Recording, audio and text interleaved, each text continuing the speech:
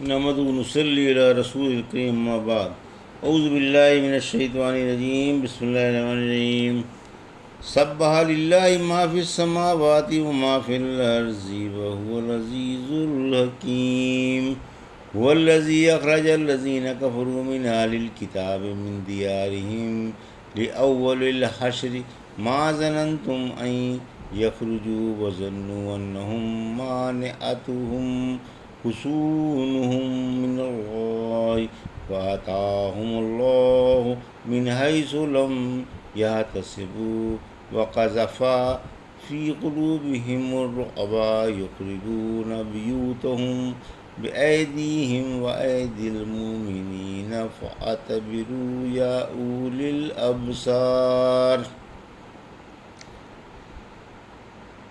سورہ حشر۔ ابھی آپ نے سورہ حشر کی آیت 1 اور 2 کی تلاوت سماعت فرمائی۔ یہ بترتیب مصحف 59ویں اور بترتیب نزول 101ویں سورہ ہے، اور یہ مدنی سورہ ہے۔ اس میں 24 آیتیں اور 3 رکوع۔ سورہ حشر اور بقول ابن عباس عنہ کے سورہ بنی نذیر، سعید بن جبیر کہتے ہیں میں نے ابن عباس عنہ سے پوچھا کہ یہ سورہ حشر ہے؟ فرمایا بنی نذیر کے بارے میں اتری ہے۔ ابن عباس عنہ فرماتے ہیں یہ سورہ بنی نذیر ہے۔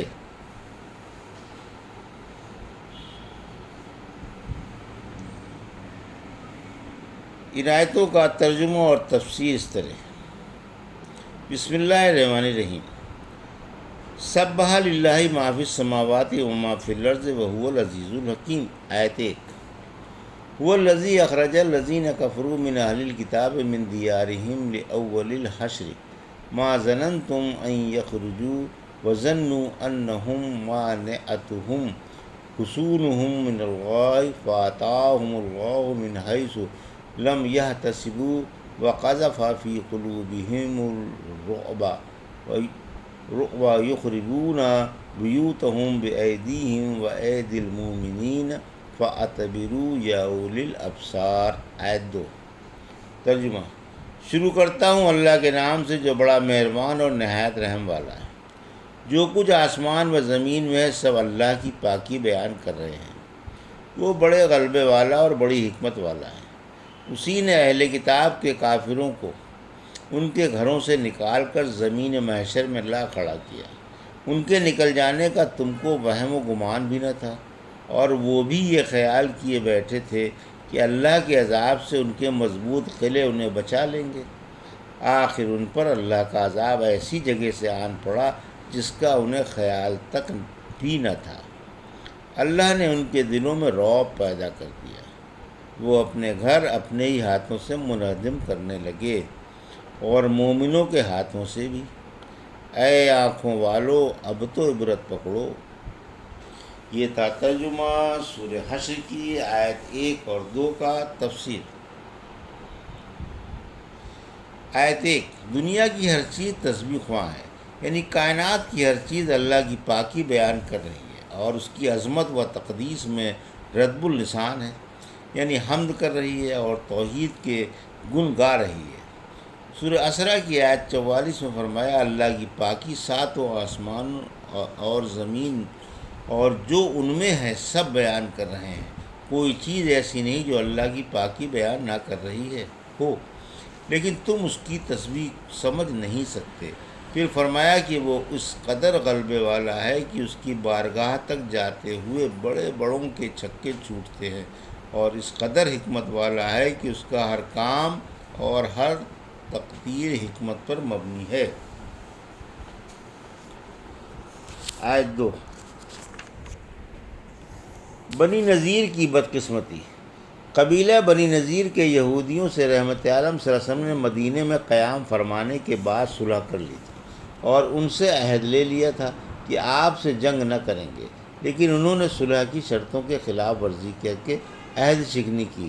آخر اللہ کا قہر اترا جسے اللہ ان سے ہٹانے والا نہ تھا، اور تقدیر سامنے آئی جسے یقیناً آنا تھا۔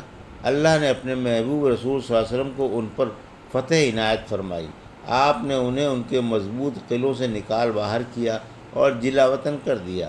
مسلمانوں کو خیال تک نہ تھا اور خود یہ قوم بھی سمجھ رہی تھی کہ اس قدر مضبوط قلعوں کے اور بہترین انتظام کے ہوتے ہوئے کوئی ہمارا بال بھی بیکا نہ کر سکے گا۔ لیکن جب اللہ کی پکڑ آئی تو دیکھتے ہی دیکھتے رہ گئے۔ اس کے عذاب سے قلعے ان کو نہ بچا سکے۔ جو بات ان کے ذہن میں بھی نہ تھی وہی سامنے آئی اور اس طرح اچانک آئی کہ ہکے بکے رہ گئے۔ ان میں سے کچھ تو شام کے زرخیز علاقے میں چلے گئے جہاں میدان میشر ہوگا، اور کچھ خیبر کی سرزمین میں جا بسے۔ انہیں اتنا مال لے جانے کی اجازت دے دی گئی جتنا اونٹوں پر لاد کر لے جا سکیں۔ چنانچہ انہوں نے خود ہی اپنے گھر مسمار کر دیے تاکہ جو کچھ لے جا سکتے ہیں لے جائیں۔ فرمایا، آنکھوں والو، عبرت تو حاصل کرو اور اللہ کے مخالفوں اور رسول اللہ صلی اللہ علیہ وسلم کے دشمنوں کا خوفناک انجام دیکھو، جنہوں نے اللہ کی مقدس کتاب کی بات نہ مانی اور اس کے رسول کو جھٹلایا تھا۔ کیسا ان پر اللہ کا عذاب آیا، جس نے انہیں تتر بتر کر 3 اور دنیا میں ذلیل کر کے چھوڑ دیا، اور آخرت کا ہولناک عذاب الگ رہا۔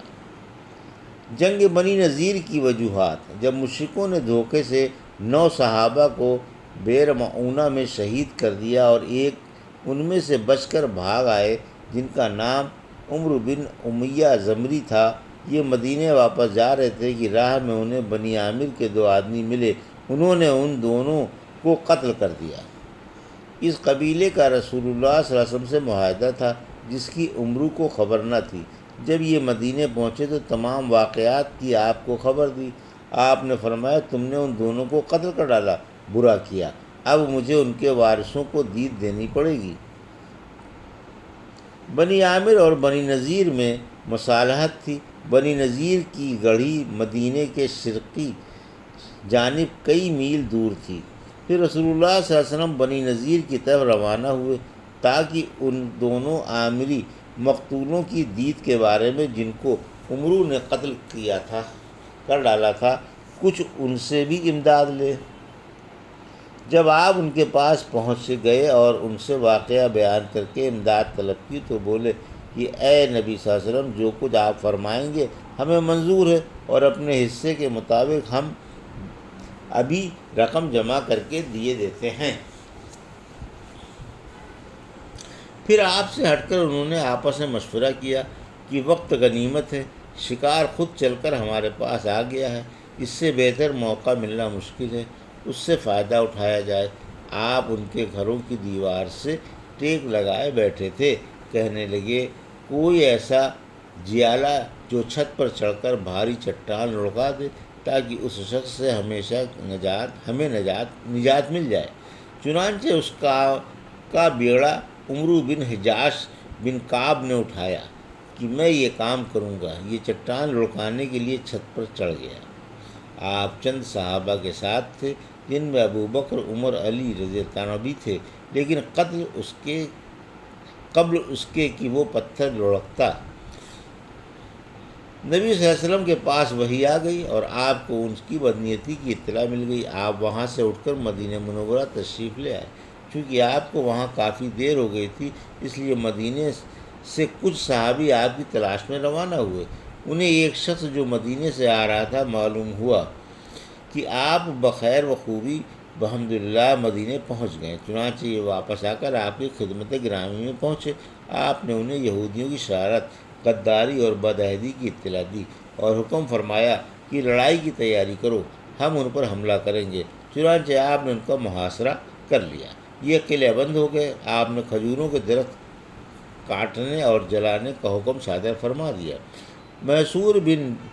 محصورین بلبلا اٹھے اور قلعے کے اندر ہی سے چیخ کر کہنے لگے، محمد صلی اللہ علیہ وسلم آپ تو ملک میں فساد مچانے سے روکا کرتے تھے اور فساد مچانے والے کی مذمت فرمایا کرتے تھے، اب یہ کیا ہو رہا ہے؟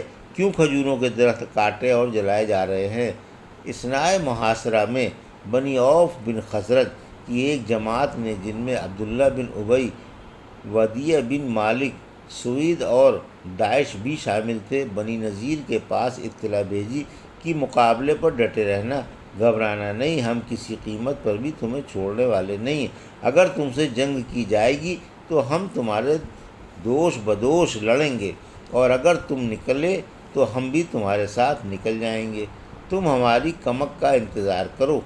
اس جماعت نے بنی نذیر کے پاس آدمی بھیجنے کو تو بھیج دیا، مگر کسی مائی کے لال میں یہ ہمت نہ ہوئی کہ کفن بردوش مسلمانوں کے مقابلے پر آئے۔